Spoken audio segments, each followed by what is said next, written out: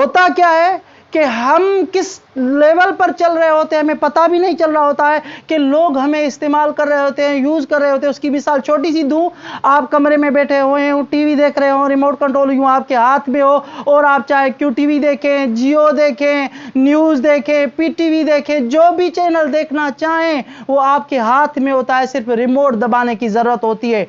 ठीक इसी तरह से लोगों को भी आपकी आदतों का, आपकी तबीयतों का, आपके मिजाज का पता होता है। वो आपको कभी कभी यूज कर रहे होते हैं। वो जो भी चाहे आपका चैनल मूड बदल सकते हैं, चाहे तो वो लोग आपको हंसा सकते हैं, चाहे तो वो लोग आपको रुला सकते हैं, चाहे तो वो लोग आपको दुख से सकते हैं।